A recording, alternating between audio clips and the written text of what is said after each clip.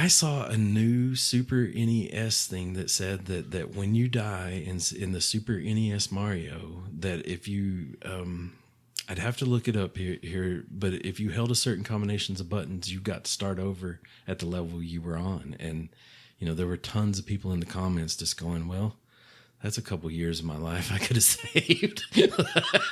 Gosh.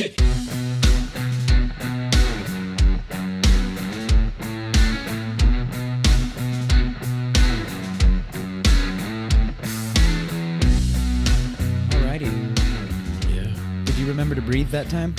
Just a little bit. I think I might have did through my nose. So yeah. Because last time you almost passed out when we were doing the, that noise reduction phase. That's hard, man. You get a little dizzy there, and you're not sure, if everything's still the same. But yeah, I feel good. I'm here. Awesome. Yeah. Welcome, gamers. Non-game. Did it again. You did it again. I'm sorry, man.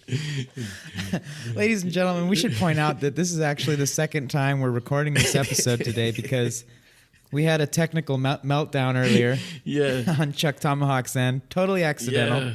Shit happens. Yeah, my hard drive was full, and I'm gonna like it was because of a game, and I'm gonna give our listeners and you one guess what game that might have been.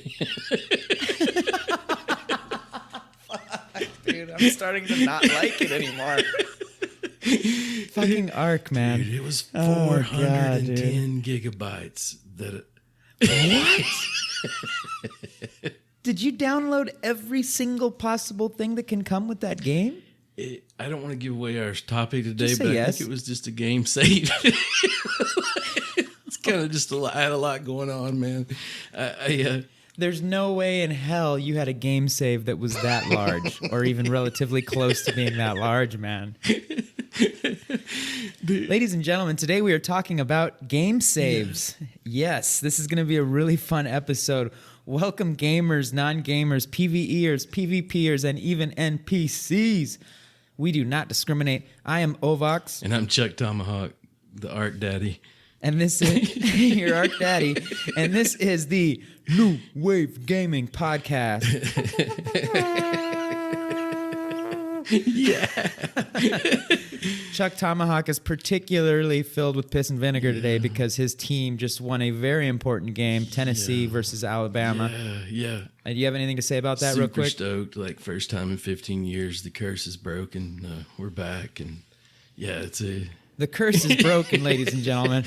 It's a happy day. But not on game saves. The curse is not broken on game saves. There's a lot to be said about that. We're really stoked to be back for our 13th installment of New Wave Gaming. We're really laying out some gaming history here, I think. Yeah. 13 episodes, man. This has been great. And we're really stoked that you're all here back for another episode. If this is your first time to New Wave Gaming, thank you for checking us out. If you'd love to, or if you'd like to show us some love, we would really appreciate a 5-star rating or review there, or maybe send us an email if you want to reach out to us directly. ovoxandchuk at gmail.com. That's OVOXANDCHUK at gmail.com. I think on Facebook we are facebook.com/New Wave Gaming Podcast. We've also got a TikTok, but I don't think there's much. I don't think you can do much on the TikTok except look at some clips that we're uploading. We're definitely getting them up there slowly but surely. On TikTok, we are at NWG_podcast, all lowercase. Right. Yeah. Did I get that right, Chuck? That's right. And yeah, we haven't linked to OnlyFans yet, but we're getting there. Oh yeah. Yeah, that's right. That's why we're really looking for your support and appreciation and love out there, fellow listeners, fellow gamers. We're trying to keep Chuck off of OnlyFans. He's trying to create a foot channel, and we don't want him to. We want to keep him away from that. Yeah. Say give the people what they want, but yeah, this would probably be a classier way to go. So yeah, if you can save us from that, we'd appreciate it. But if we do, that'll be where the link will be. Oh gosh, I can see it now.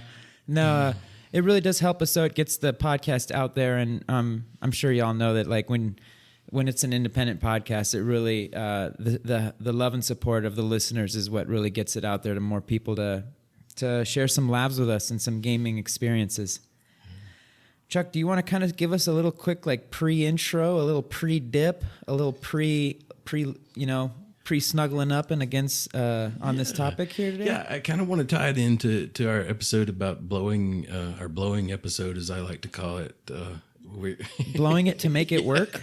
Yeah, that's right. The Sex Life After 40 edition is, I think, episode? of in my mind. But yeah, I think we were working toward the end of that episode and kind of discussing how cartridges, sort of had a certain design to them that led to this interface that we were kind of manipulating there with all the different mojo and blowing on it and whatnot, and how that eventually turned to CDs, and we came with the question of sort of, was it the fact that they started having these game saves, that possibly they needed the ability to save there. I think we had.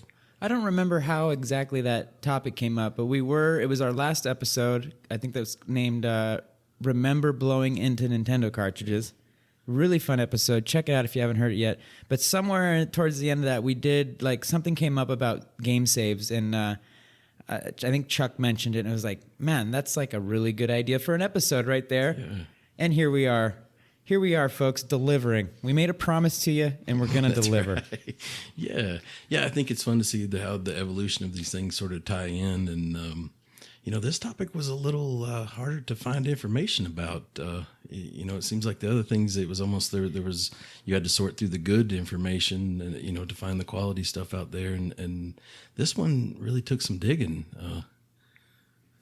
Yeah, there's only some tidbits. I mean, there's, of course, you got your solid Wikipedia page, what we might draw from a little bit, which we always, if you've heard of our earlier podcasts, whenever we have to dip into the interwebs, we call it cheat codes. That's our podcast version of using cheat codes, to make sure we're not messing up our info. So yeah, we got the wiki page about game saves. There's a couple of YouTube videos, literally like a couple. Yeah. 2 or 3. And an article or two, hit and miss. So we're really going to be drawing, I think, on a lot of our own personal anecdotal experience. Wouldn't you say, Tomahawk? Yeah. I know you got some anecdotal experience running up the light bill. We'll get into that here in a little bit. Yeah, I just want to kind of tease to folks that this kind of pose some questions, as far as how we approach games and they're designed and whatnot. And yeah, I think as we go through the discussion, it'd be fun to talk about those and. Yeah, just kind of go through this evolution and see where it takes us. But I can tell you, I'm sorry, Chuck, I don't mean to interrupt, but I can tell you this, and this, it's going to take us to a place where game saves will come to have an impact on the player's risk tolerance in the game. It'll come to have an impact on the experimentation that we're willing to engage in.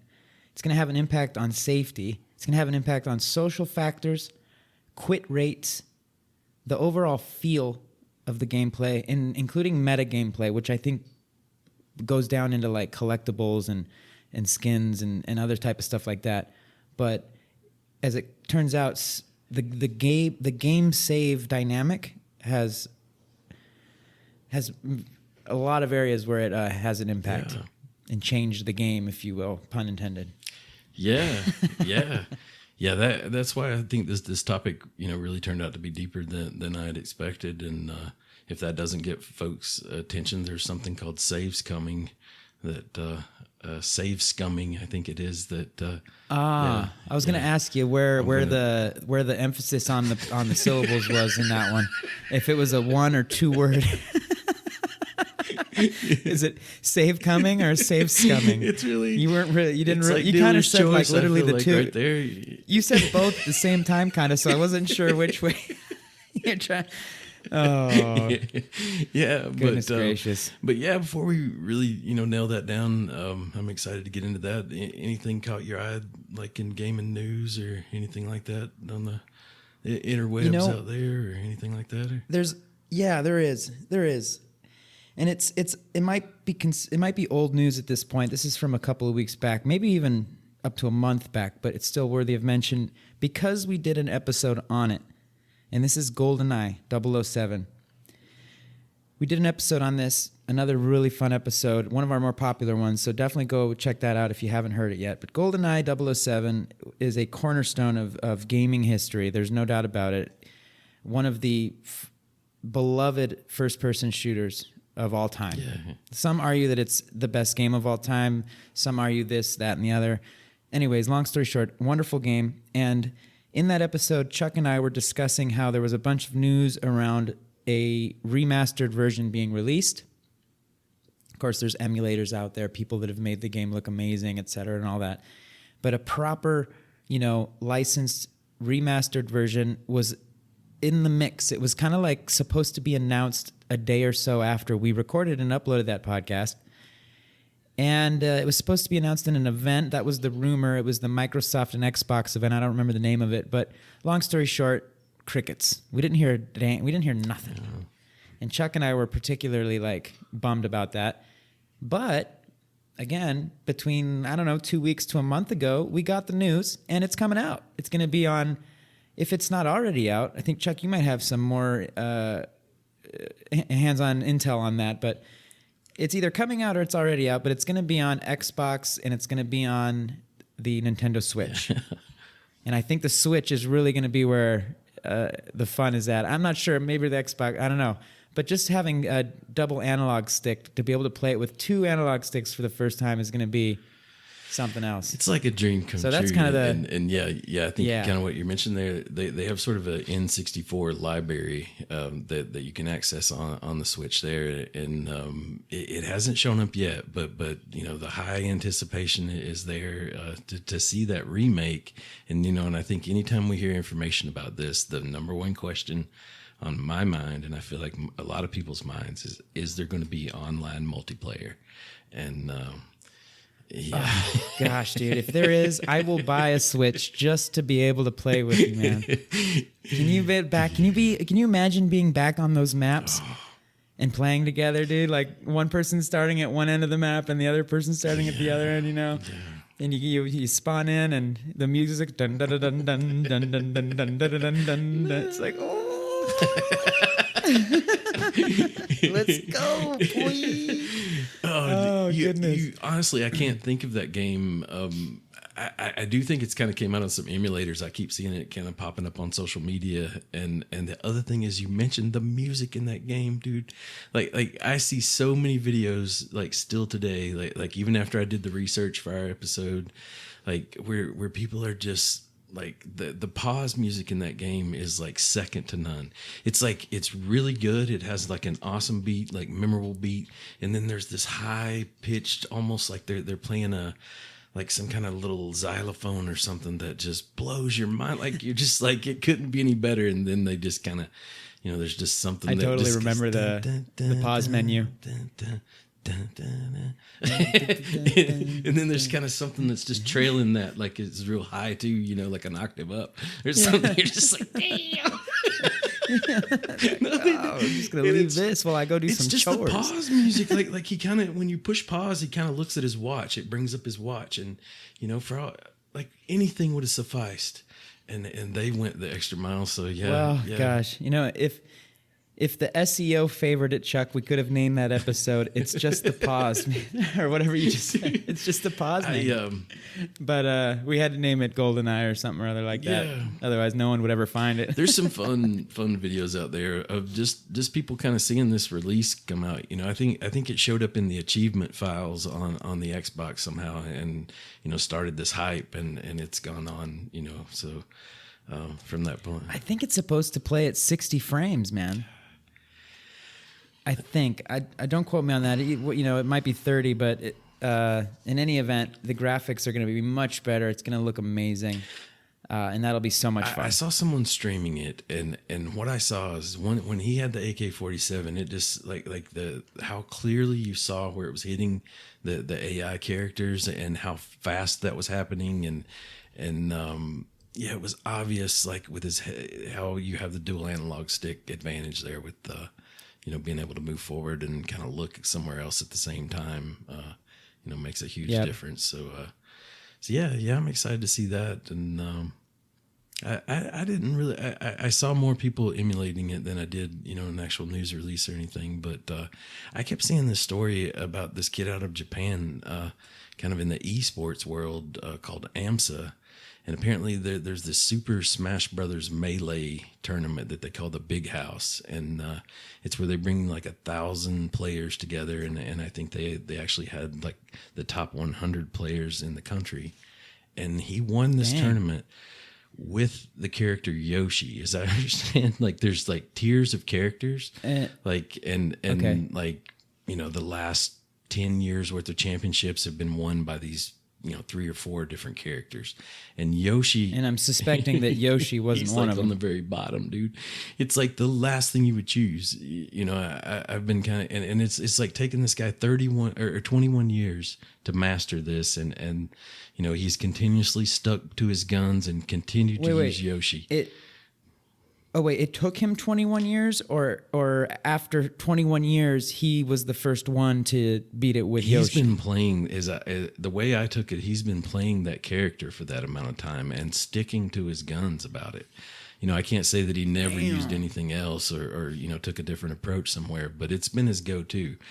And yeah. Has that game been out that long? Yeah, I think this It is seems like it has been. That's something I don't know a ton about, and I'm intrigued about, and maybe we could do an episode at some point about the esports world. Like I was really kind of blown away at sort of the reputation and clout. It's the real deal, man. It's a real deal. There's like proper teams, like just like the major league sports, there's proper teams in cities and stuff. Like I think there's one called Atlanta FaZe or something. And there's, teams in Los Angeles, teams in Chicago, teams in, I think Miami, I think. And they've got like really dope names. You know what I'm saying? Well, I think you could even go to college on a scholarship or something to do that, to be in esports, as best as I can tell. Like I think like colleges have teams. I wouldn't doubt it. I mean, the way things are going and moving, that makes total sense to me. Yeah. That'd be a dream come true as a young kid. We're obviously we're a little bit past that, Chuck. Yeah. I wish, man. Wouldn't that be something? I think it honestly, what it strikes me is, I think I had that dream of, playing a sport or something like that, and getting my college paid for to do it. But to think about video games leading to that. Yeah, it's something as a kid I'd never believe would even be possible. But yeah. So that was definitely an interesting story. I think folks should definitely read more if that interests them. I found it really cool. You mean about this young kid? Where was he He's from Japan. I think he had also, like, this was a North American tournament. I think it was also, a really long, perhaps the first time that someone from Japan had won that particular tournament. But I've been using the analogy, it'd be like, winning a Warzone tournament, simply using a pistol or something of that nature, like the handicap of the character and its abilities was, something that took some patience. Awesome. It was fun to watch. Yeah. Yeah, so one more time, what was the name of that game? So Super Smash Brothers Smash Melee, Bros? but you hear them just call it Smash Melee. Yeah, Super Smash. But it's an offshoot of the game Super Smash Brothers is the way I take it. Yeah. Yeah, so if any of y'all out there are interested in GoldenEye, or you played it before and you want to check out the remastered version, or if you've never played it in your life, and you were born post 2000 or something like that, and you never played GoldenEye, you should definitely check it out. But check out the remastered version. Yeah. And if you're into Smash Melee or Super Smash Bros, you might want to check out this note on AMSA winning major tournament after 21 years. Yeah. Awesome. So let's get into the meat and potatoes of episode 13 of New Wave Gaming on game saves. Yeah. Do you want to start us off, Chuck? You were around back then. Yeah, I definitely. You got a couple of high scores out there, don't you? I feel like they're still standing strong. Hopefully, somewhere in a machine stored in a warehouse. Maybe they're somewhere in the Salt Flats. Maybe they're in Nevada, but maybe somewhere there in that fun spot, that biggest arcade in the world. There's like a machine in there that might still have, Chuck T in there somewhere. Unbroken, 30 years unbroken. Right? Damn. Putting in work. I feel like Tempest was probably the game that I had the most unusually high scores at, but yeah, I'll definitely get us started here. I think I kind of look at this beginning area like sort of as a 3-phase sort of situation where you had arcade games, and then you had the consoles of the day, and then you had what I would do when I was faced with a situation where, you know, I had a game that maybe had a pause function but didn't necessarily have a save function to it. So yeah, I think it. Well, no, you can't leave us hanging like that, man. What did you do? Am I right, listeners? He can't just be like, oh, and there was this thing that I did. But well, anyways, yeah, no, you got to tell us now. You see it, like people do it. You know, you have. I kind of like to paint this picture of you know, here now, like I have a TV in my sort of gaming setup, and it wouldn't be any big deal to leave it on. But as a kid, we were at this floor model TV, and you know, I'd have my Intellivision laying there in front of it, and you know, maybe I was working my way through Pitfall, and I made it past that scorpion part that's always a pain in the ass, and you know, Mom was calling me to come to dinner or something like that, and I would just pause the game and leave the whole TV on, and leave the whole system on, and you know, essentially you're going to be able to take off where you left off, but. You know, in our household, that wasn't that was frowned upon because you were. I bet you were leaving an electronic device on. I mean, this is back in the day, man. This is like you know, a spoon to the ass cheek or belt to the ass cheek type of stuff. Corporal punishment was definitely still on the table, and like if you wanted to get some of it, if you were doing what my dad called "quote unquote" running up the light bill, if you were doing some kind of bullshit where you left a light on in a room you weren't in, or you had turned the heat up in some unnecessary fashion, left a door open possibly where warm or cold air was getting out, or God forbid you left that TV on or that confounded video game system, like that damn computer system you're always attached to. Yeah, man. Yeah. So but what you're saying here is there effectively was a time when there was no saving a game. No. So there was even a pre time, right? Like, yeah, like because, and I say that like it's like, yeah, well, so what? But it's like I think it's important to keep in mind like how game saves today is just it's standard. It's something that doesn't even cross our minds when we get a game, when we buy a new game on the PlayStation Store or on Steam. Or on the Xbox equivalent, I don't remember. I think it's called Game Pass or whatever it may be. When you buy a game, the whole game save thing doesn't even phase us. It doesn't even cross your mind. It's just, you know, it's automatic. You know that game is going to have an autosave feature. It might have a state save where you can just kind of save the status of the game in that moment at any time that you want. And that's just, it's...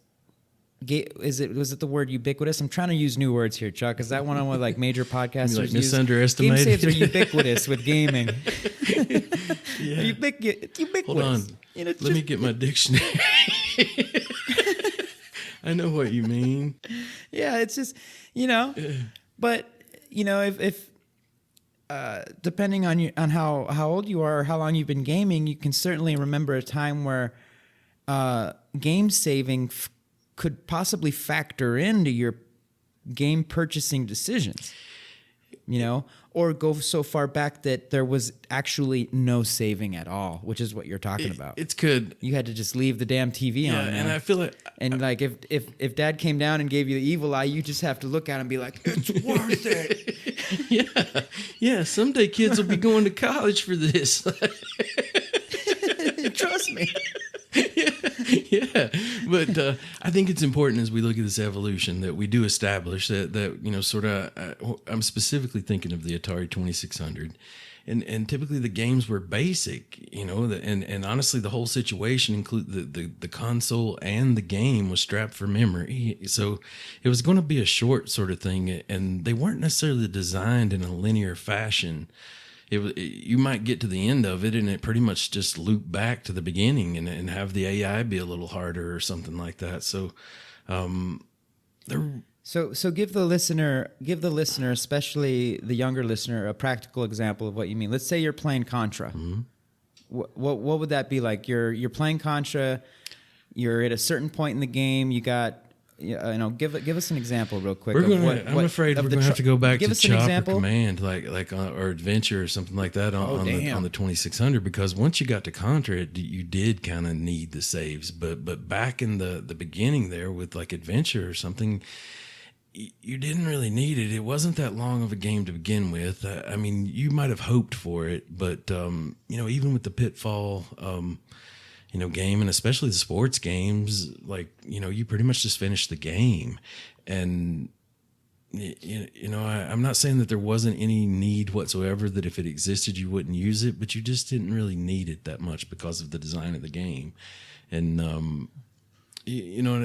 So I want the listener to have like an idea of like what kind of a game we're talking about, especially the younger one that might have no idea of what kind of a game that might look like. So like, especially if you can go on YouTube or anything like that, and you go back and look at like what kind of games are we talking about here? You mentioned Pitfall was more of like a linear sort of thing, almost like a Mario game. But Adventure, you actually had like multiple screens. You could go up, down, left, right, and you might have to go over here and get a sword or a key or something to get in a castle to be able to fight a particular dragon or something like that. So yeah, I could see me employing the pause feature in that, and not necessarily wanting to go through finding that all over again, but it still wasn't super long.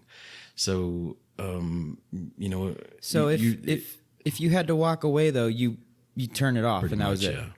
Yeah.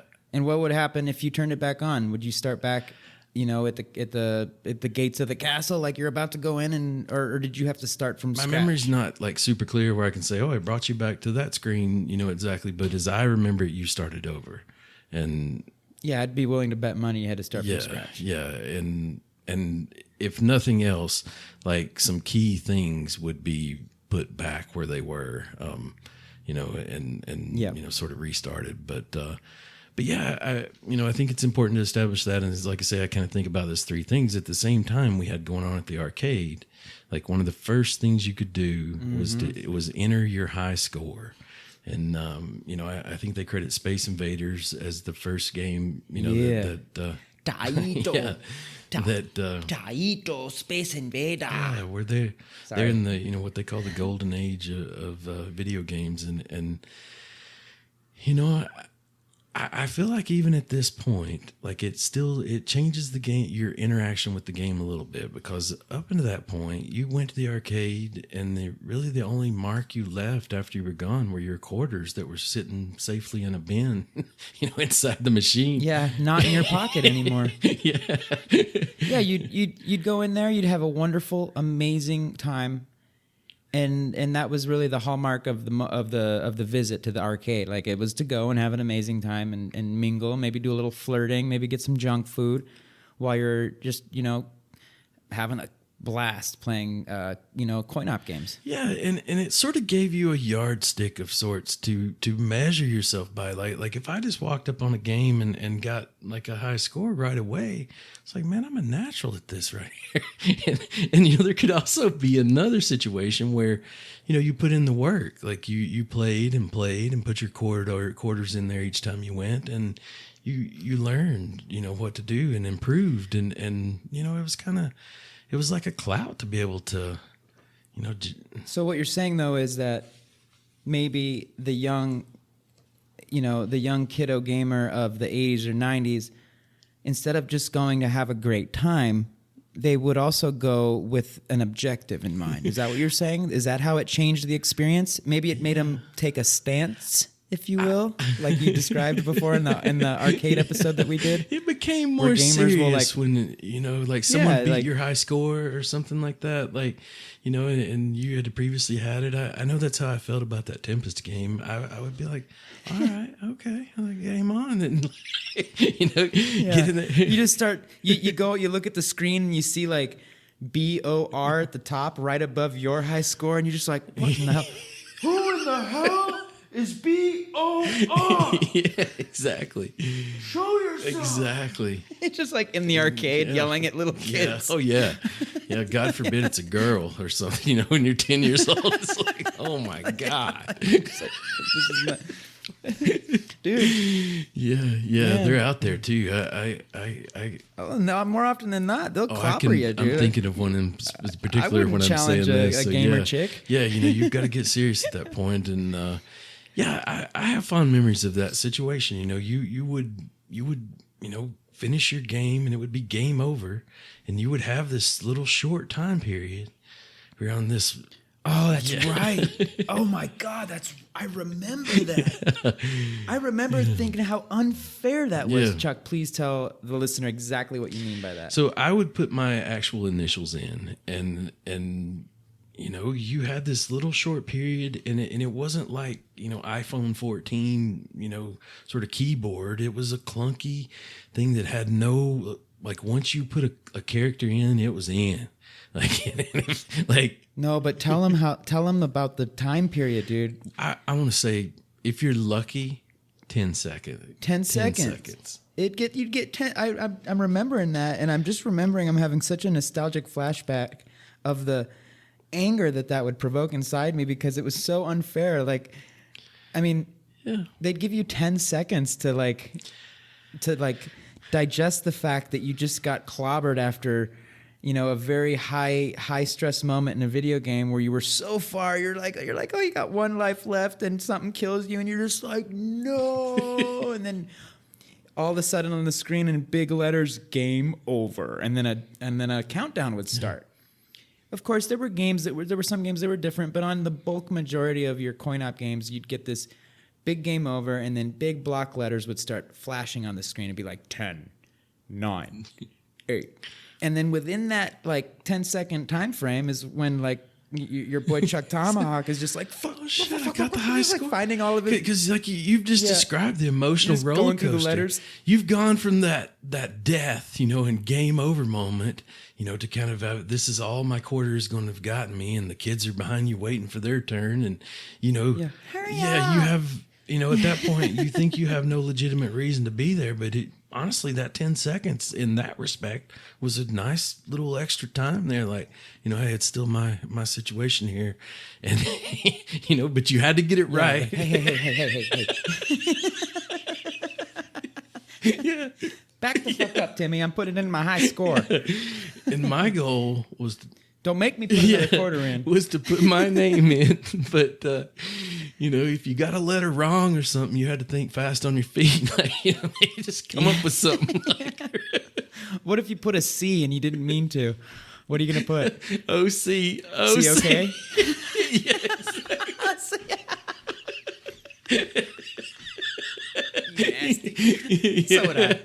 Yeah, exactly. Oh, too late now. Next person. Go ahead. Which at that age is like some of the funniest things you could. I mean, it's like Beavis and Butthead sort of level of humor, but it is so good. Like, I don't think anyone ever actually put their real initials. I mean, maybe a handful of kids. I did. Like, this is an official record. Oh, really? I feel like that's still on file somewhere. It's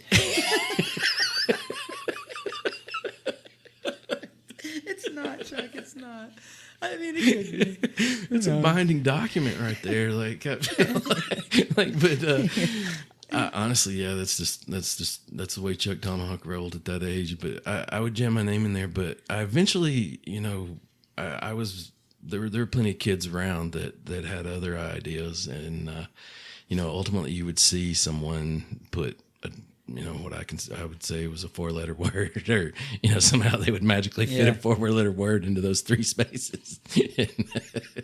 Well, and I think I do remember, some I don't know what the circumstances were, but I do remember that somehow some gamers or some players would get multiple high scores, and it would allow them to almost spell out a full sentence. Yeah. Or to have a repetition of something. Maybe even put so, part of their full name or that was I mean, you're putting in some work there. You're literally having to cut it off so you don't beat your already high score and kind of time this out right and yeah, like intentionally losing. Which says you're pretty damn good at this game, but that was the most creative thing. Who knows? Maybe some of. Oh, I'm sorry, I didn't mean to cut you off like that, but I'm sure like as a player would get better on that respective arcade game, they would probably organically create those high score marks until they were reaching the top levels. So some of them probably would organically you could see it coming, sort of the potential and like if you're 1 through 10, you'd fill in those like 5 to 10 slots pretty easy, and then you start going for the higher ones. Anyways, so really what we're getting at here is that the high score save was kind of like the first signs of this, if you will, of any kind of save in sort any of this regard. interaction, with a video game, and I think it's just funny us entering that text sort of in a pre-emoji, pre-text world where you first kind of see that creativity coming out, but as we're sort of looking at the sort of 3-phase world of the beginnings of this. You say that was what was going on at the arcade. At home, we had those basic games on the Atari that didn't really need it, and then you had me like running up the light bill pretty much.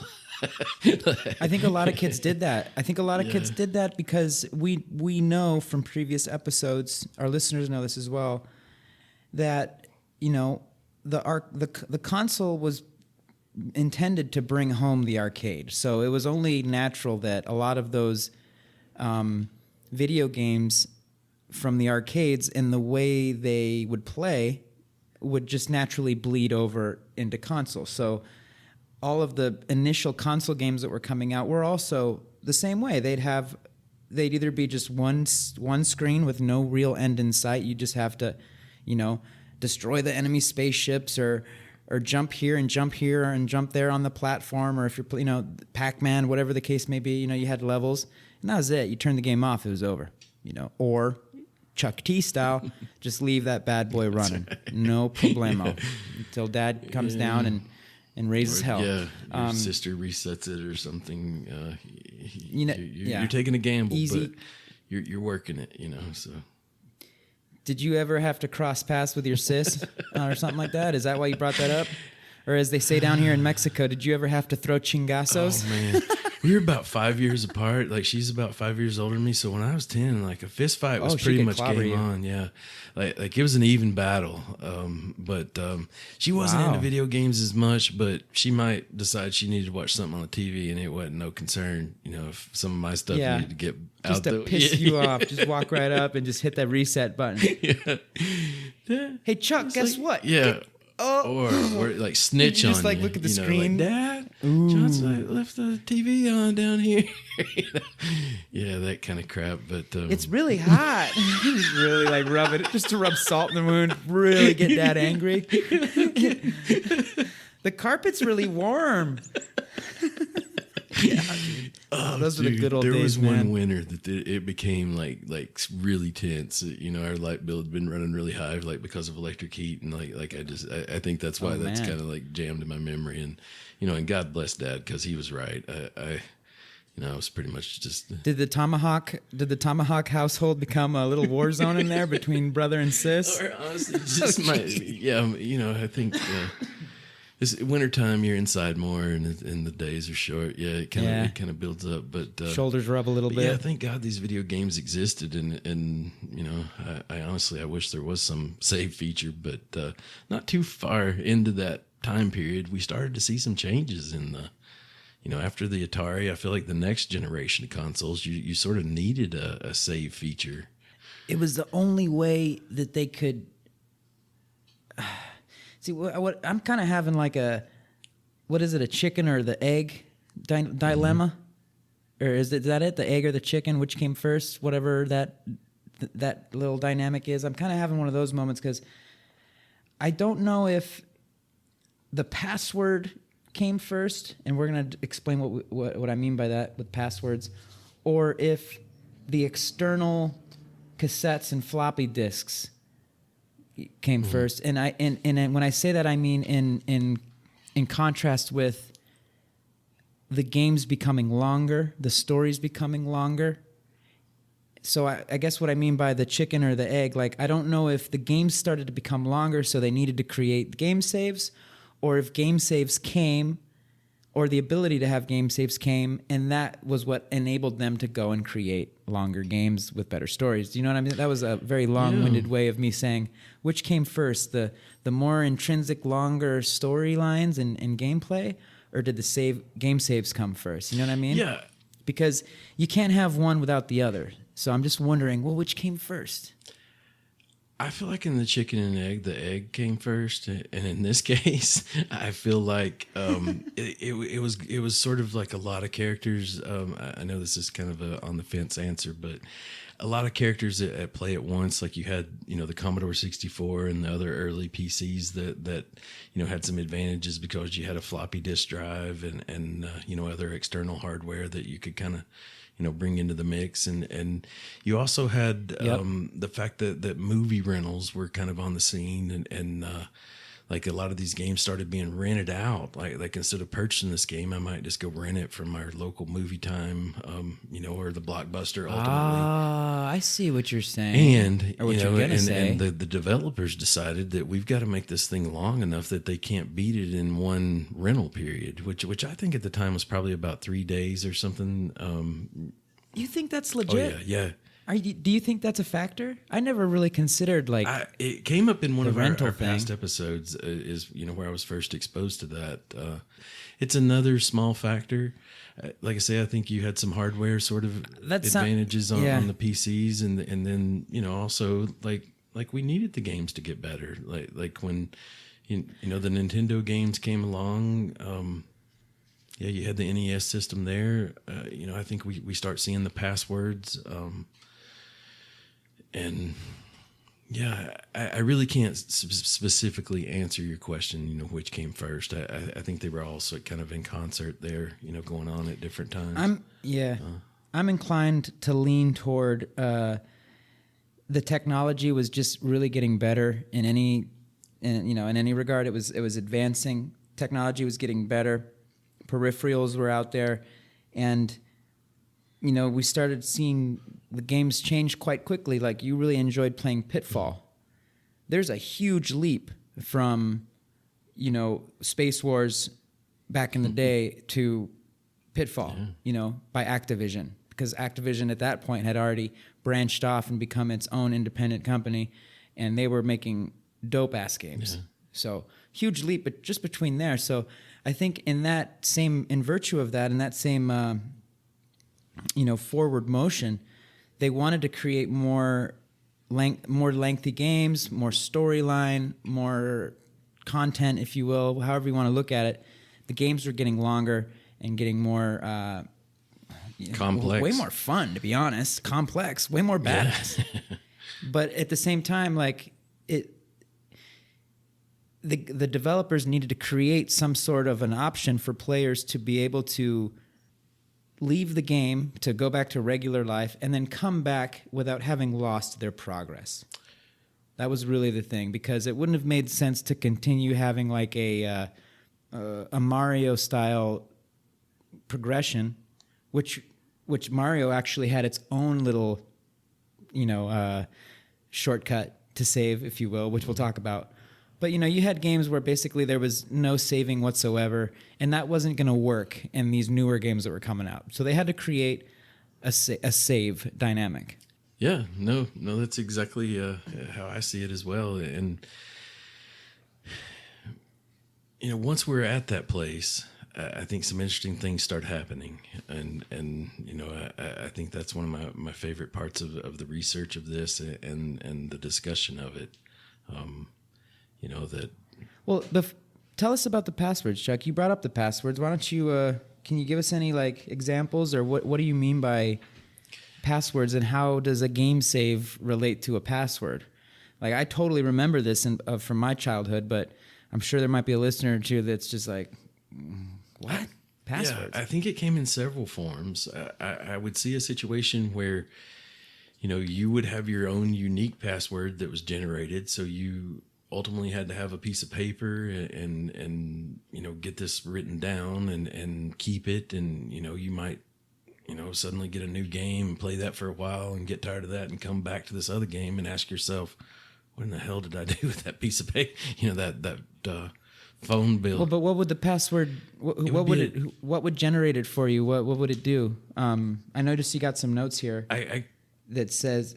Yeah. Oh, go ahead, sorry. It would ultimately start you over in the game, right? The particular type I'm talking about, the unique ones, like if the game generated, it would essentially start a new game, with the items that you had and the interactions that you'd made, sort of documented, and you started over from that point forward rather than starting, completely over. But I do think there's another form of this where these just exist to begin with. Like I'll use Mike Tyson Punch-Out as an example, where if I just simply want to start at the fight of Tyson, there's an existing code that I might get from the Nintendo Power magazine or from my buddy or whatever that I put in, and it's sort of universal. Your buddy wouldn't have just given that to you. He would have wanted to have traded something. He would have wanted like a couple of Capri Suns or something for that code. Yeah, you know what I'm saying? And I want to say, like, after you beat the game, you got a code such as that, but it was an obvious universal sort of code. And I just saw a guy streaming the other day. He was setting out to beat Tyson in the first round, and he had like a little timer that he knew that if he hadn't, achieved a knockout or a knockdown by a certain point, he needed to start over. And over a period of a few minutes, I watched him start over a number of times, and he jammed that same code in every time to, get back to the beginning of the fight with Tyson. So the passwords to me sounds, I remember seeing something like this in, I hope I'm not making a mistake here, but I believe it was in one of the Sega games on my, I used to have one of those little, was it a Sega? It was a handheld Sega. Oh. Gosh darn it, it had a name. I'm trying to remember. It wasn't the Sega Saturn. That's what I wanted to say, but I can think of the thing you... The Sega... I don't remember the name. Gosh, now I had so much fun on that. But anyways, on Sega, there was some Sonic games where you could type in a password, and it would take you to a certain stage in the game, which was great because it was kind of like a like what came before the proper save, but it enabled a player to go back to a specific point in the game where they had maybe left off, which was great. That was a great mechanism. That was the simple version, and I think what they did there was just like, hey, you know what? Let's just put these little passwords in the game so that our players can get to these specific points. And that way, we don't have to worry about creating some software or some hardware or like ROM, dealing with all that stuff. They don't have to make any modifications to the cartridge or anything like that. They can just pre-program in these these little modifications to habilitate basically a door for a player to use to get to these different stages in the game. In Mario, I mentioned earlier, and I didn't find this out until way later. It would have been super helpful to know this with the old original Mario Bros. on NES, the Nintendo Entertainment System. I had the version that came with Duck Hunt, and I found out later that there's these like particular spots in the levels where you can like jump a little extra high, or you like duck in a specific spot, and you like can cross into this like secret room, and there'll be like specific little pipes. You know how you can go down the pipes in Mario, and those pipes will take you to different levels in the game. Yeah. I think like right off the bat, I think on like level 2 or level 1 or something, you can go into this little spot, and it'll take you like all the way to level 8. So that's a really clever way that the developers were able to allow a player to easily get back to where they had left off without needing to play level 1, level 2, level 3, all the levels over again to get where they had left off. And that's where we see like some of those streamers get crazy speed runs on Mario. I remember we were looking at one of them. It was crazy. We were talking about that in one of our DLC episodes. Yeah, especially warp-assisted ones. They definitely take that path every time. And, I think there's also a warpless record that's out there as well. But yeah, I feel like it's important, just to kind of establish here that sort of we went from a place where we didn't really need the passwords at home very much, and all of a sudden you start sort of seeing this develop. Or we didn't need the game saves at home, and you start seeing these passwords sort of show up as the games get more complex and longer, and all of a sudden I think it's funny that they point out that like I said earlier, the Commodore 64 and some of the early PCs were sort of leading the way with this, and they brought up that text-based game Zork, that I'd kind of introduced you to there a ways back. I think when we were talking about the Commodore 64, and one of the things that I felt like the takeaway of that game, it required a lot of imagination, but it also was really hard to figure out just what in the hell you were supposed to do. And the experimentation could lead to consequences that were sort of irreparable. Like, they're initially I think wasn't hardly any way to save their game, but ultimately one of the first places that this was introduced was in the Zork titles, and immediately gamers and gaming media of the time noted that it changed the game to some degree. Well, you lost me. What do you mean? Because I remember Zork. You introduced me to that game. I've played it. Mm-hmm. I know it's text-based. I know it was a pain in my ass, and I gave it up because I couldn't get out of the damn forest. But I don't. How is this relating to game saves?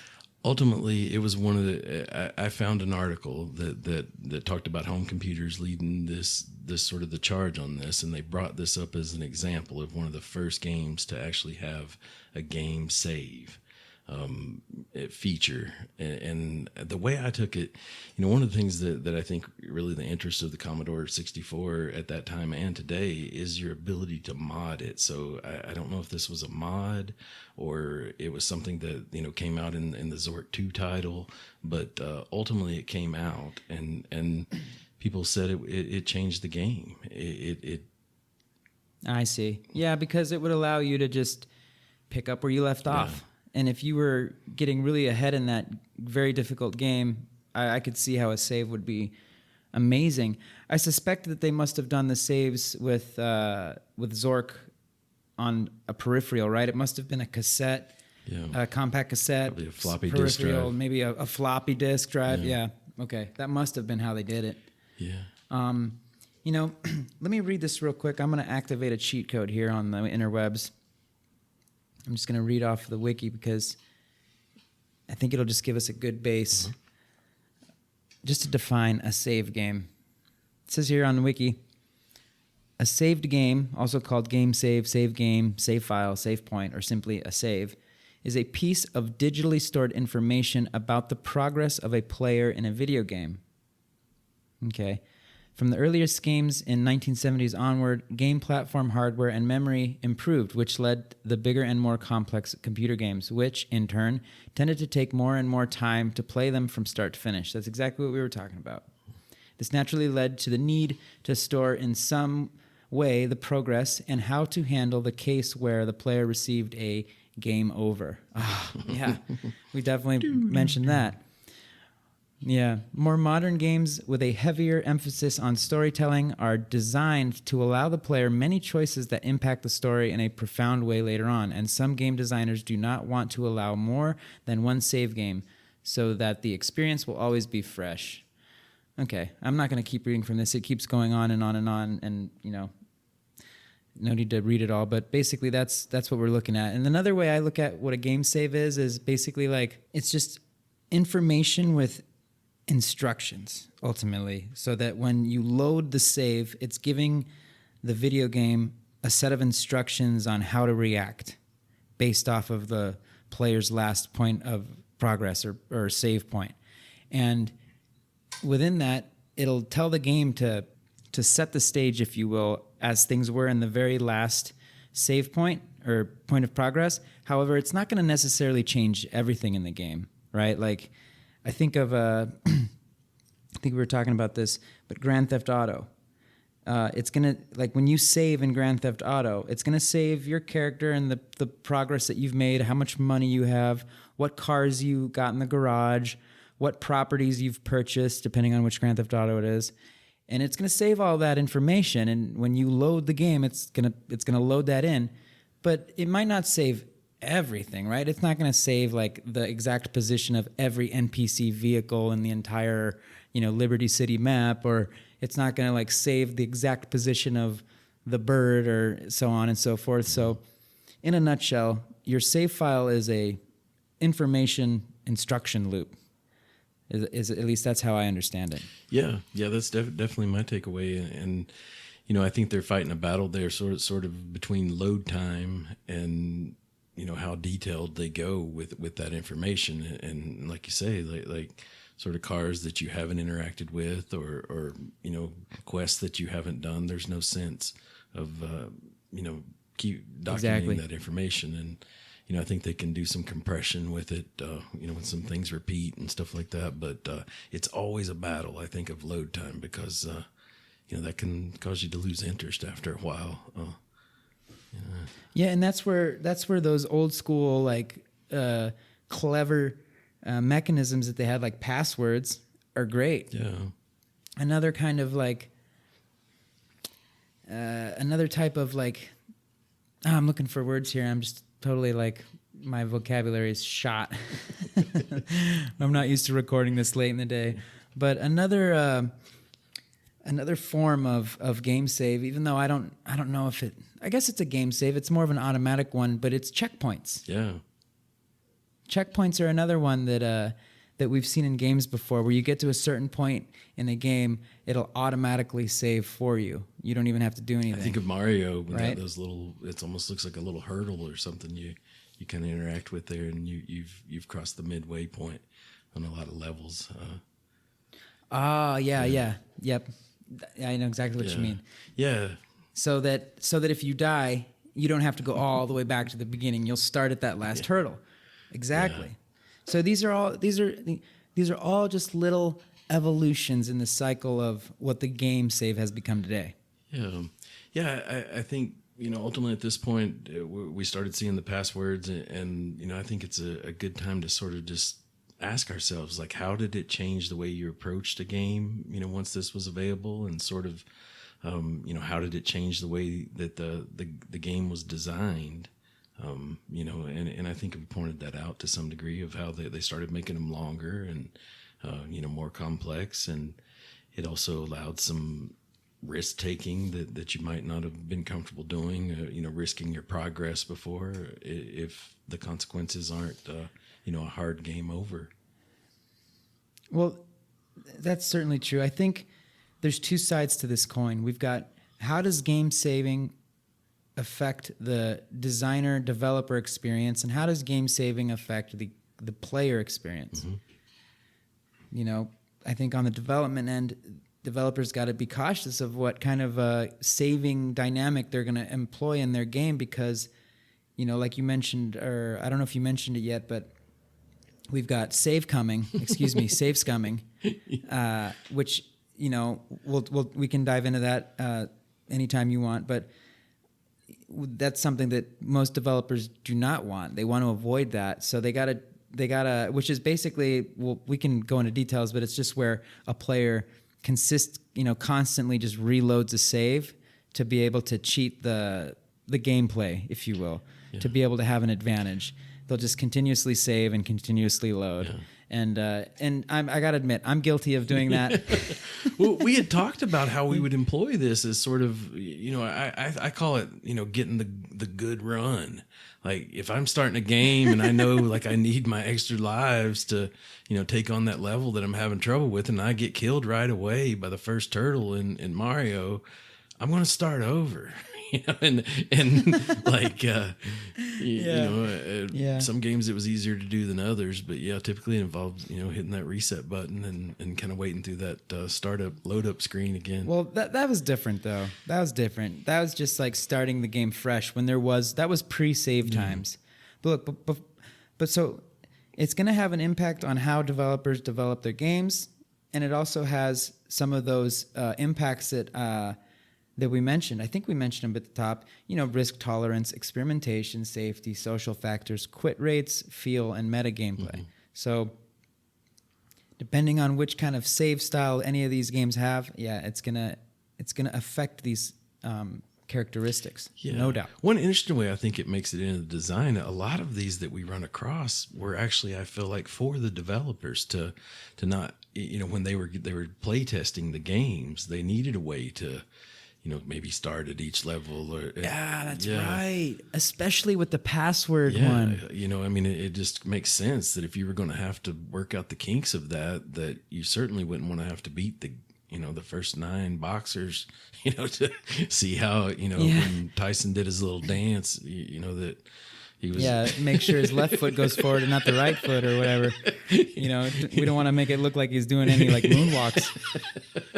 They'd have to type in that password and jump right to that fight, 100%. Yeah, you can see, and I think. So maybe, that's a chicken or egg scenario, man. That's exactly what I'm talking about. Well, maybe it was just convenience. They're like, hey, we need to do this thing. And then later they just happen to notice like, oh, this is actually a great feature for our players too. Oh yeah. Because they can also skip ahead. Honestly, they're still coming out today. Like there's new, we talked there about sort of using the peeks and pokes to the people that tear these games apart and look for any code that might, reveal some sort of cheat. And I saw a new Super NES thing that said that when you die in the Super NES Mario, that if you I'd have to look it up here, but if you held a certain combinations of buttons, you got to start over at the level you were on. And, there were tons of people in the comments just going, well, that's a couple years of my life I could have saved. Gosh, right here too, man. Gosh, that game was difficult for me. Yeah, so I was young though. I was so little, struggling on that Mario. So these are still coming out today. And like I say, I think it's interesting to ask those questions, and also as we sort of still follow that evolution. I think we're right there about the Nintendo Entertainment System times, and going back to our question that we were in the blowing episode, as I like to call it, where we ask ourselves, did the cartridge design get influenced by this need for saving? And right here's proof. Suddenly you have Legend of Zelda, I think, is one of the first games that had a battery-powered memory. You jotted down some notes on our outline for this episode. It says, things stepped up once Nintendo decided to dramatically bump the scope of what games were capable of. Legend of Zelda is usually hailed as the first major title which included a proper ability to save via battery-powered memory. This is called non-volatile memory because it doesn't need a constant flow of power to retain the data. Ultimately, games could be significantly bigger and better than ever before. Yeah. Well, and I feel like it's a job that people have today where they go back and put new batteries in these cartridges. Like it's... Man, Legend of Zelda was another game that kicked my ass, Chuck. Well, I remember that first screen, where...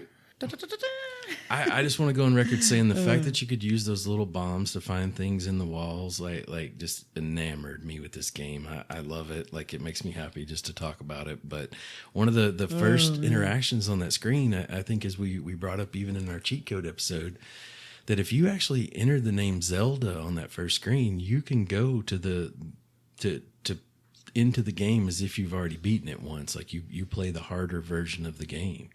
And so I would, as a kid, I would put Chuck T in there. Obviously, I would typically put my regular name, and you had your save file, and you actually had 3 of them to choose from. So you could technically, take one route and with one man, as I would call it, and then have Chuck T number 2 that. Maybe he had a little different playing style, and you sort of had 3 of them to choose from there. And there was a little battery in that cartridge that was keeping that data. Wait, you were able to have all those saves? As best as I remember, there's 3. There's 1, 2, and 3. The in the slave save slots there on that screen where you enter your name. There's 3 spaces. Forgive me if I'm wrong, but that's how I remember it. But yeah, it had a battery in there, dude. It had a little fun. Can you? I don't hear you that well, Chuck. Can you increase the volume on your... It had a little battery in there. There we go. Yeah, that's awesome. A battery. Gosh, man. That confuses me because it says Oh, I see. In order for the memory to be non-volatile, it needed... Because it doesn't... I see. So it didn't need a constant flow of power from the actual console. It just had its own battery that enabled it to... You think that battery ever ran out of juice? I just saw like on TikTok where a guy can replace these for you. He'll come in there and it involves like some like he has to get out the soldering iron and all that situation. Damn. It ain't you don't you're not just slapping 2 double A's in there. All right, I need everyone to clear the room. Masks on, please. Gloves. Forceps. My freaking right, my Zelda saves are at stake here. Like, you know, I need your help, Doc. yeah.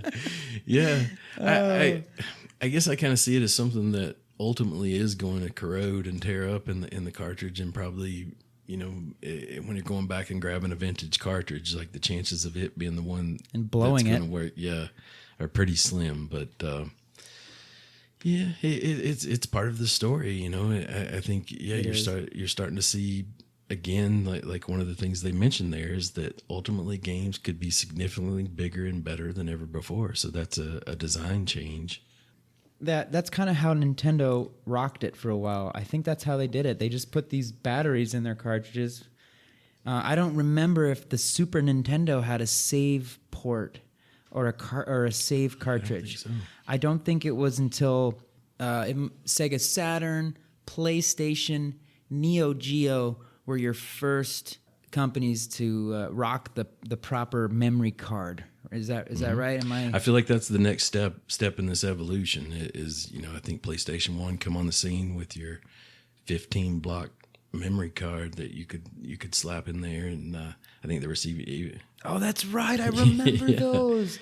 Yeah. Oh my goodness, man! So much nostalgia. I remember that screen where it's 15 just blocks. Yeah. It wasn't a matter of like, oh, I got 500 gigabytes on this bad boy. No. It was like blocks. Yeah. You get these many blocks of saves. And I remember I never had my own PlayStation, but I had a buddy that did, and we would play a lot of video games together, and I'd be over there a lot with him, and he'd be over a lot at our pad. And I remember that his always had those pictures, you know, those little pictures that would be assigned to the block depending on the game that we'd be playing, man. And it was Metal Gear Solid, Siphon Filter. I think, did Tony Hawk come out on the PlayStation? No, that was before. We had I think we had like Kelly Slater's Pro Surfing. I do remember that. Or something like that on there. Man, that was a fun game. And those were the games that we had on Ghost there. Recon is the one I think that prompted me to buy one. What a game. And man, Tom Clancy's games were the shit. I loved those games, man. Dude, back in the day. It would be like kind of how we jump into Warzone and get into the action. Like that would be like, you know, 20 minutes of slipping around followed by, you know, 5 seconds of pure terror when the gunfight broke out. And real stealth.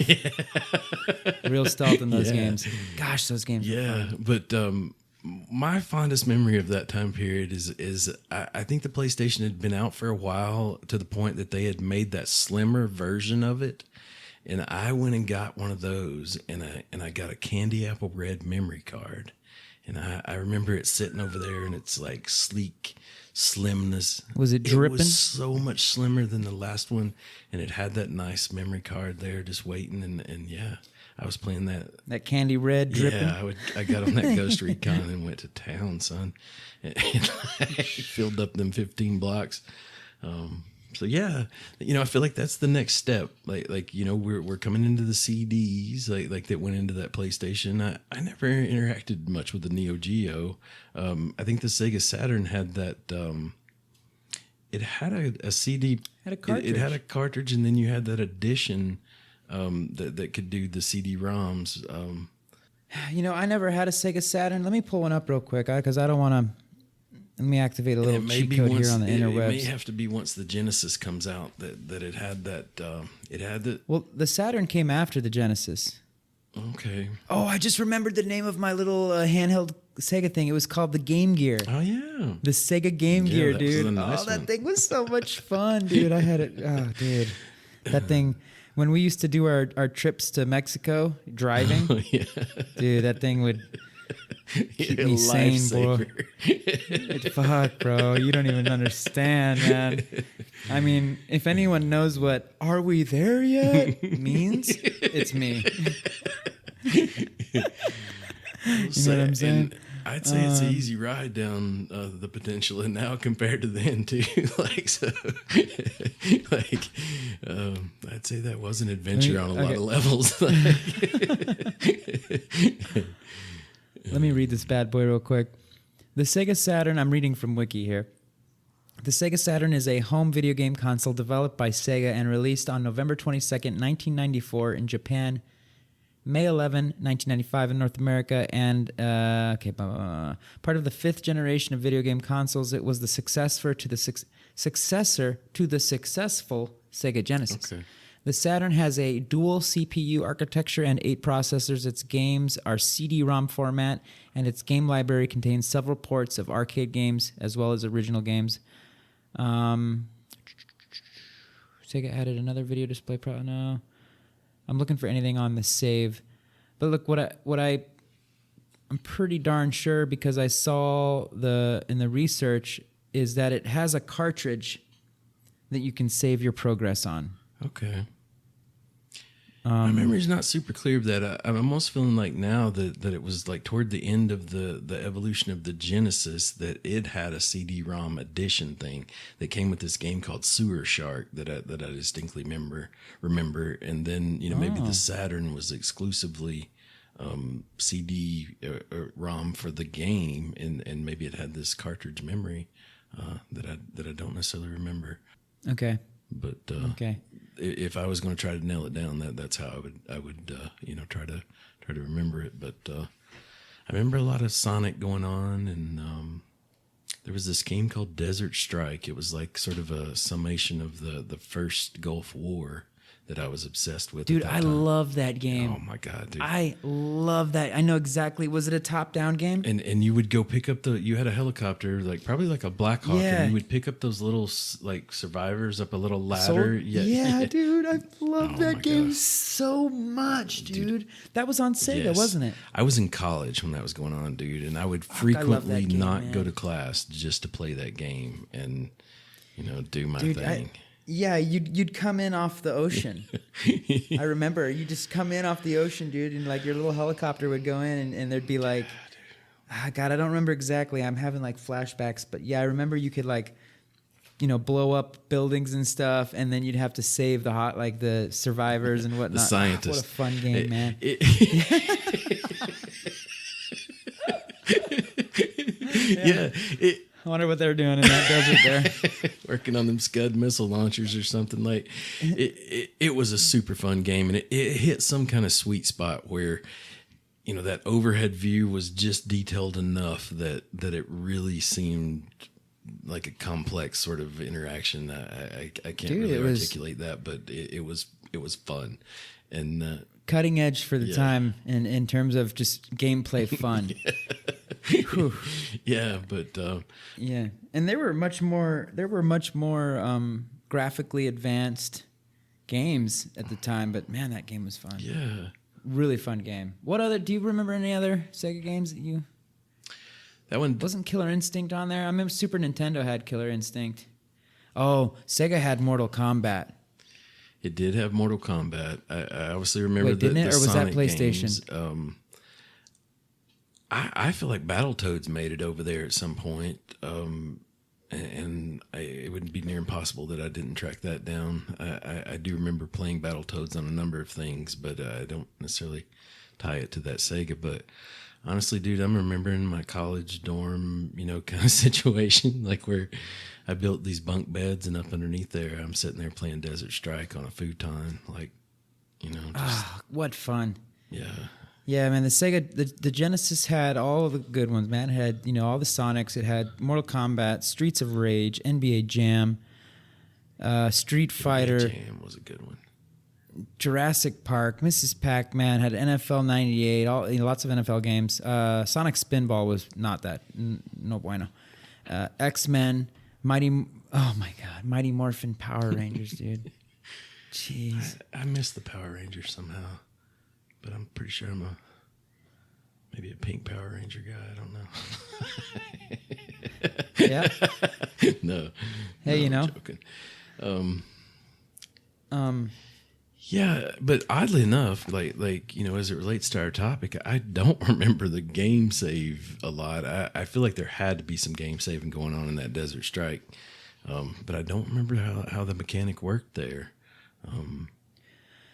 Well, during the cartridge era of game saves, it seemed to me. Let me go back here.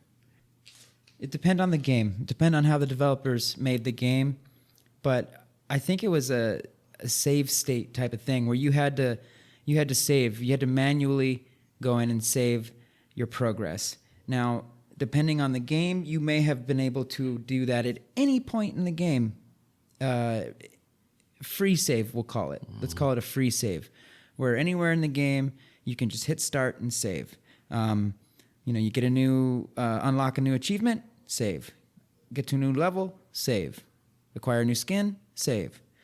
Or there may have been designated save points, which is, also, this is where we tie back to like how the developers wanted the game to feel. Not all games would necessarily work well if they could just save at any point at any time. And then there'll be other games that don't work well when it's kind of like a designated point save. Like I think there was a Grand Theft Auto game.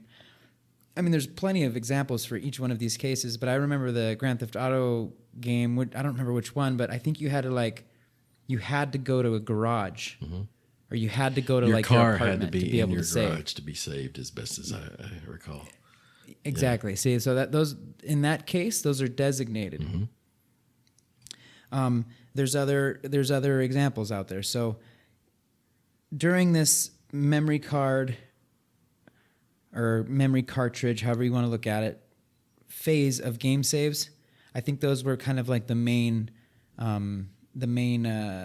examples that we were seeing out like there. A checkpoint, waypoint sort of situation, or a specialized, type situation. Sure, but I think the checkpoints really are, like you described a little bit earlier, like the checkpoints are for while you're in that particular game session. So that you don't have to go away. Like if you, let's say you're playing a level of, Mario 64 or something, Super Mario 64, which was great, or Star Fox 64, who knows? Let's use Star Fox as an example. You're flying through space. You're taking out the bad guys with your, what was the name of the frog? Flippy or something like that. You're just, you're taking out all the bad guys, and you get to a certain point, and you don't even realize it, but the game just saved your progress when you got past that checkpoint.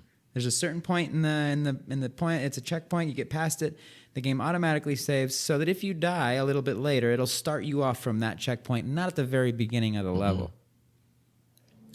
But I still think, like, for the most part, during this memory card phase, it was kind of like you either saved whenever you wanted to, free save, or at designated points. I think that was kind of like the two mainstays for this time frame. And I think even the Nintendo 64 had a memory pack thing that you'd stick into the bottom of the controller.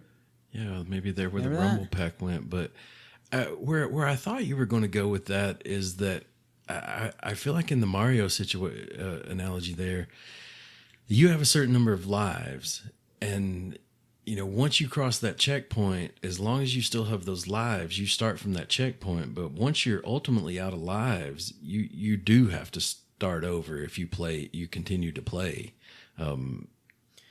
Well, which Mario? I think I'm pretty much just saying in a Mario. At some point, I do remember that sort of being the way it worked. Well, in the old ones, in Super Mario Super Mario 2, Super Mario 3 on the Nintendo and Super Nintendo. Yeah, I think that's how it worked exactly. But I think, remember on Super Mario 3, at that point there was like a proper map where you could you would unlock levels and like you'd start at the top of the map and like the little Mario character would be like sitting there and you just click A and it'd go in and you'd do that level, and if you beat it, you'd see your little Mario guy go beep, beep, beep, beep, beep, down. To get the road would Remember open that? up. The road would open up, yeah. And so that was kind of like a form of saving as well. I agree. And and you'd turn off the game and you'd still be there the next time you turn it on, and that kind of memory would save in the cartridge because of that battery you were talking about. Yeah, you would at least start at 4.1, like the first level of level 4, but as you were playing earlier, like you might have crossed a checkpoint at level 4 or 2 or something, and maybe have got to starting over as long as you still had lives up into that point. So, which I feel like is a little different. Again, sort of changes the way you approach the game to some degree. It's almost like once you've passed that checkpoint, you've got some relief, but once those lives start running out, the consequences are up again. So, consequences are back up because if you fail, depending on the game, if we're using the Mario example, you'd probably have to go back to the very beginning of the fourth level or stage or whatever it was. Yeah, I like how you mentioned like sort of we're starting to see that the gamers, like the developers are taking this into consideration and how your experience is going to be. Dude, on Donkey Kong, they charge you banana coins. Fuckers, like, they charge, dude, and they charge in Japan. They charged 1 coin less. What's up with that shit? That's not fair. I need to pick up my banana phone and get to the bottom of this. Get to the bottom of it. These shenanigans. It's tomfoolery. But so I mean that just exactly like you're saying. Like, developers got creative with game saves and I feel like they had to because we're creative, man. Gamers are creative. We'll find ways to use things for good, for bad, for ugly, like to take advantage, exploit the game, or to save scum, or to save cum, or whatever it's called. Just or get the most out. I kind of where I'm going with this is I think there are some other examples where they sort of, maybe use the lack of a save it to sort of, maybe even have a hardcore mode that you can go into.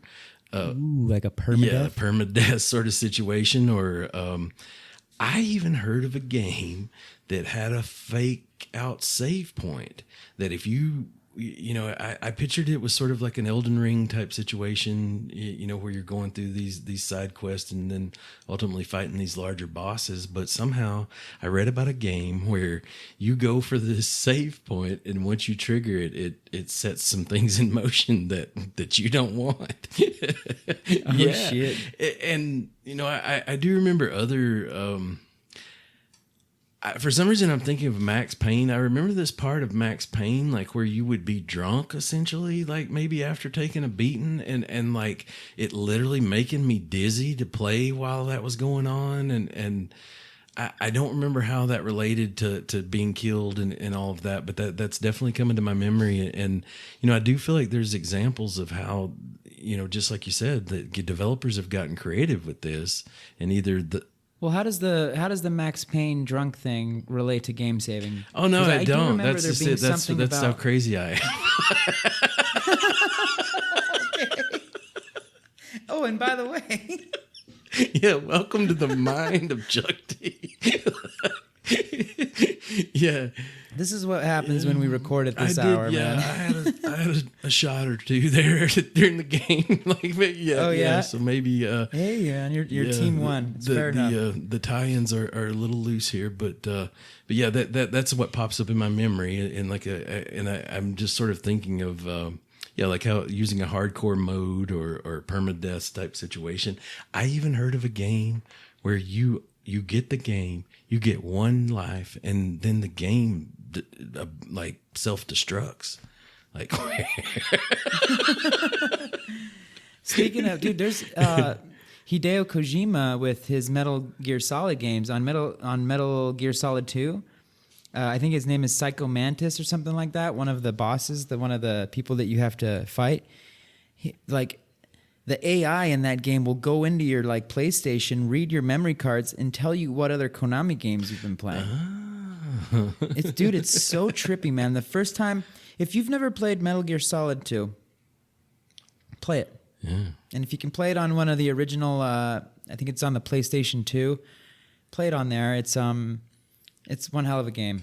There's some crazy like meta stuff going on in that game that really like it freaks you out, man. Have you played Metal Gear Solid 2? No, I don't think so.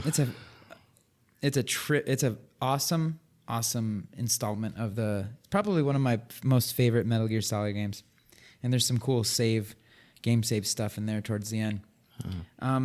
Something we haven't really mentioned yet that I've certainly been a victim of, I'm sure you have as well, I'm sure the listeners have as well, is something that they call soft lock, where you're playing a game and whether intentionally or unintentionally, and this is where developers have to be careful, you can have a game save occur in a way that inhabilitates you to move forward or to progress in the game due to not having a certain item that you needed, or basically what happens is you get to a point in the game where you need to advance, but you save, or it gets saved, and you haven't concluded a task, or you haven't achieved something, or you haven't collected a particular item that will allow you to progress, or allow you to defeat a particular boss, or allow you to proceed in whatever way, shape, or form. And it's called soft locking. And this has happened to me a number of times in some games where I'm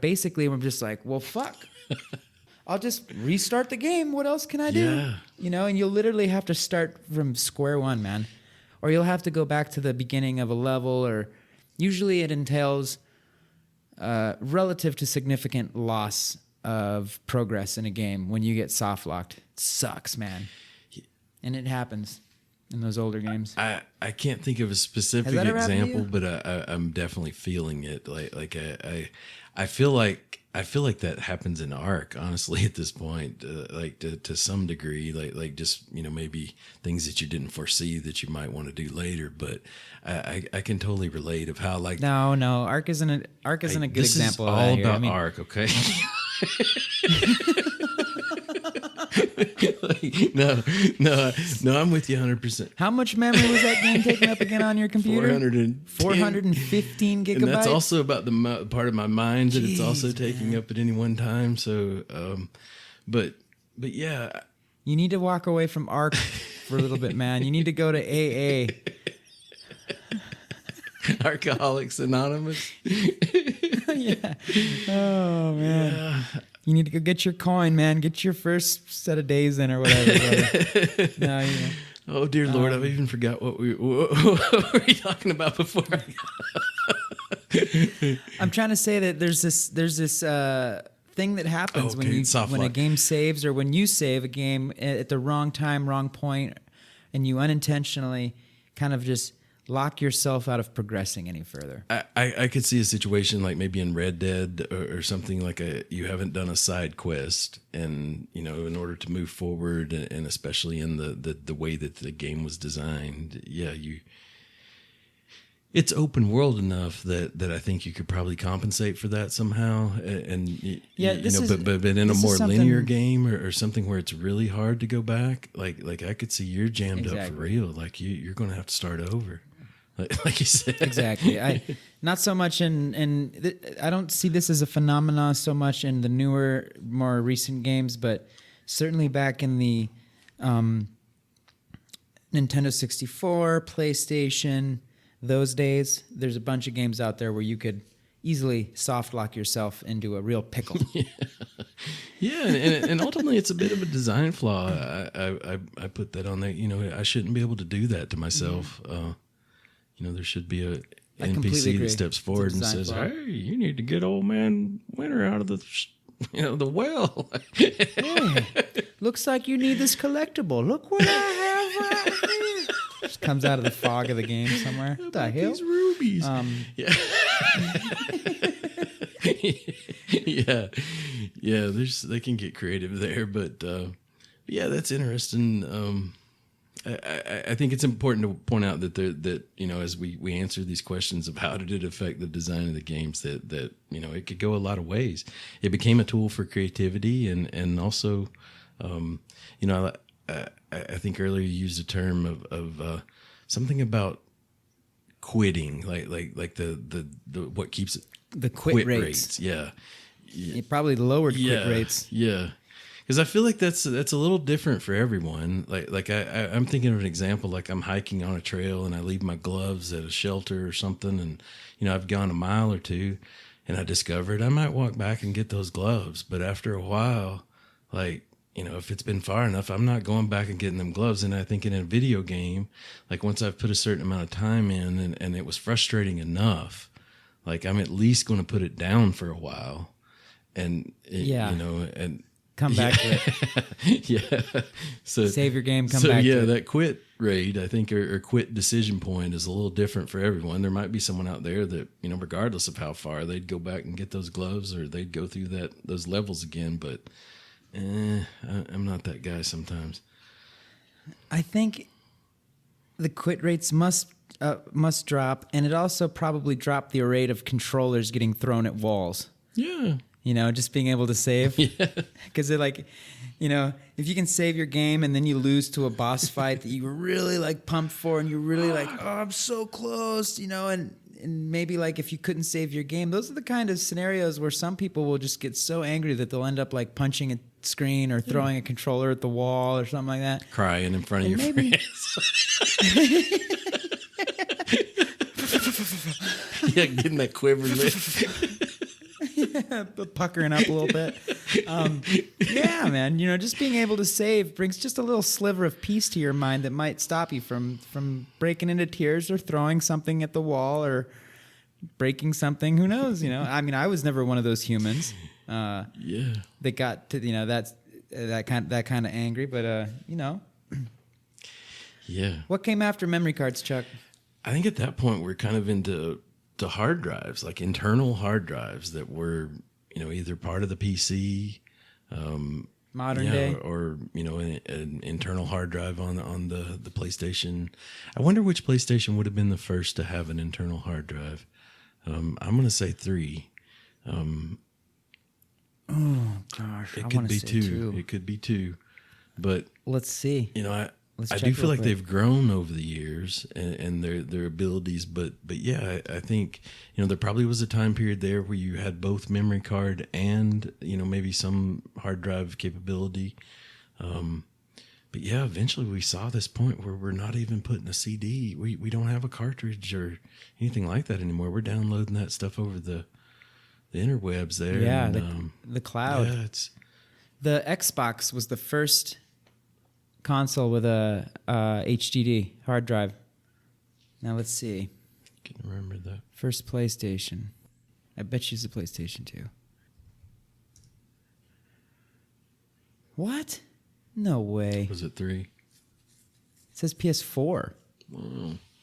No. Oh, okay, no, it's PlayStation 2. Okay. Yeah, it's PlayStation 2.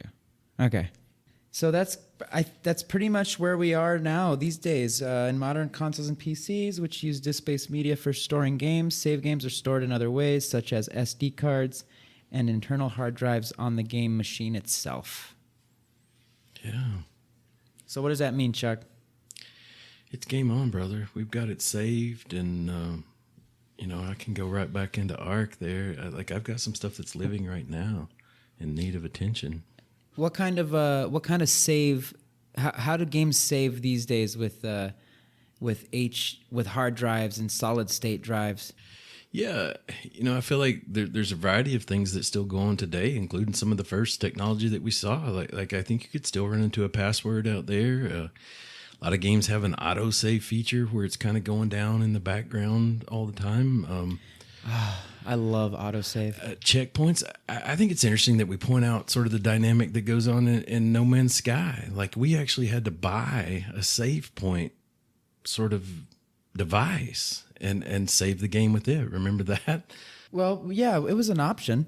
It was an option, but at the same time, No Man's Sky, which is an amazing game, it has a quick saving, maybe / autosave type of feature as well. I mean, anytime you get out of your spaceship, the game saves. Good point. Yeah, it's almost like you see a variety of things going on in the games today, and if it is stored data, it's going to be on the hard drive. I saw something save states. I guess I kind of understand that, like how we talked about before, like the data that's ultimately being stored of your inventory and where you were at in the game and the NPCs that you'd interacted with, and kind of how that goes down. It sounds like a lot of if-then sort of statements. If you have completed such quest, Exactly. And if quest is greater than 1, then these conditions, now exist. And Correct. Yeah. As I sat through this, I thought, wow, there's just really a lot of ways that this goes down, and each developer's sort of, like fine-tuned it and dialed it in to fit their desired experience. And I don't know that I really go into a game thinking like, I'm only going to play this if I'm allowed to save, this certain way or something. But I sort of expect it to be in there to for that, not to push me on that quit rate, situation too. Yeah. I don't want it to be too easy. What's your quit rate? But you jack me around enough, I'm gonna give up on you. There's other things I could do, in games that'll hold my attention. But I think again, I'd love for us to sort of revisit these questions of how it sort of changes the way we play the game and how they're made, and I think one sort of as we're getting to the end of here and asking, about those questions is to mention that this has become a place for hackers to enter the picture. That, once you had things being stored to an external device that were sort of a set of instructions for the game, it was a weak point, because ultimately they couldn't get into the console. Like, you weren't playing online, especially a lot of these first games, until that became more prevalent. Really, that memory card was a weak spot in the security chain. Yeah, I see what you mean. You open one up, mess with it a little bit, put some tidbits in there, and then stick it into the console. Yeah. See what happens. Yeah. It allowed, kind of for that door to open, which I think probably ultimately affected, things and the exploits that we talked about, that how we're going to kind of, we're going to see that if I go back to, that shed where I got that money from, like, after I saved it, is it really gone, or could I get that again? And I think I saw an example the other day in Red Dead, an exploit such as that, where there was this gold bar you could go back and get over and over. Oh yeah, I remember that. Yeah, I can see that. Maybe not anything from just hackers to gamers that want to take advantage and exploit loopholes or weak spots or weak points in the game via the saving mechanism. Yeah, and I don't know if does that count as saves coming or No. But I can see where oh gosh, I lost what I was going to say. Forget it. Keep going. Sorry. Well, just ultimately, like, folks are going to exploit any way they can, and I was kind of joking when I said, "Is that saves coming or whatever?" But I think folks are going to use it to their advantage, and obviously, game developers are going to sort of get creative with it, and maybe offer some options for the experience. Like, after you've beaten the game, like try it on hardcore mode, and maybe. Yeah, with no saves. Yeah, there's games that definitely offer that, of course. Yeah.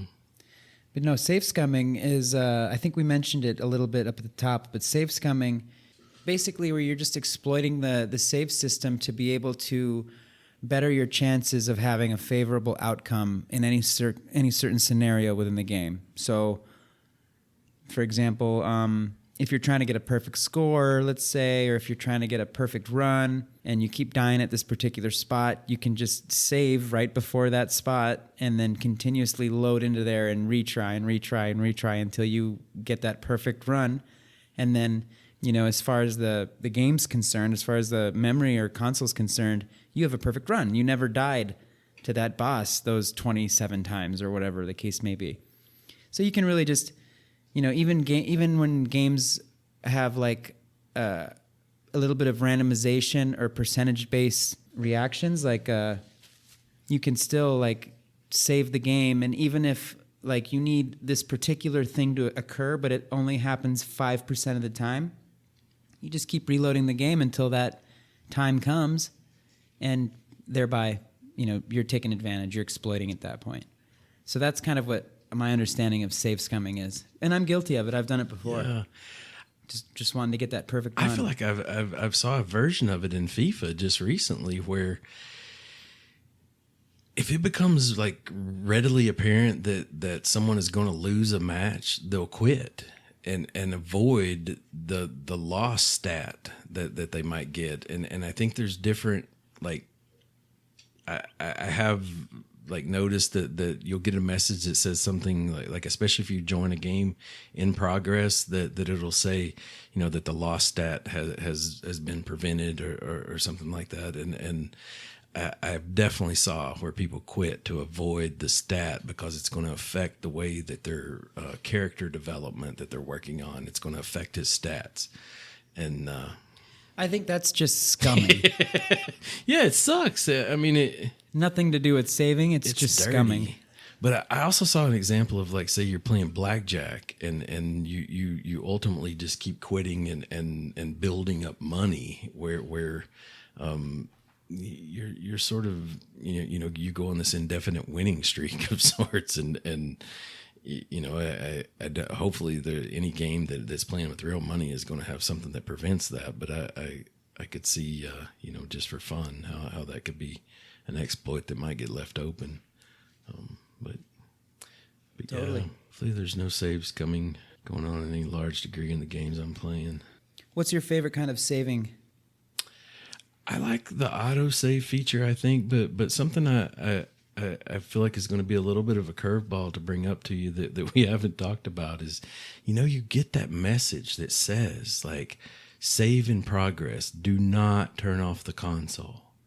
And what I want to know is what happens if the power goes out when that's happening, or, you know, just God forbid you do turn off the console.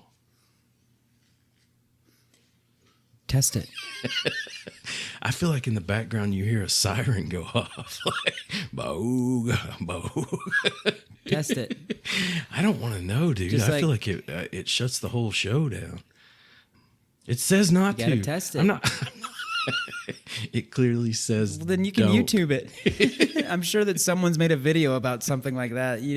There's videos about everything out there these days. It'll be like autosave in progress. Do not turn off the console. And that's what we're going to name this episode. Yeah. What do you say, Chuck? I think we should wrap it up. It's getting late. I'm with you. You got any final comments for our amazing, awesome listeners? So we'll say raise hell and praise Dale and Go Tennessee. Right. Go Tennessee. Yeah, dude, really happy for your team there. I'm glad you guys got a win. It sounded like it's been a long time. So yeah, it's been a good I do day. have some final advice for the listeners out there. Don't forget to save your game. That's right. Before shutting her down. That's right. Yeah. You want to keep that progress rolling and move forward with the high morale. That's right, baby. All right, everyone. Thank you so much for joining us for another episode of New Wave Gaming Podcast. This has been episode number 13 on game saves. Chuck and I love you very much, and we'll see you in the next one. Chuck, have a great Saturday night, man. You too, Ovox. Love you, brother.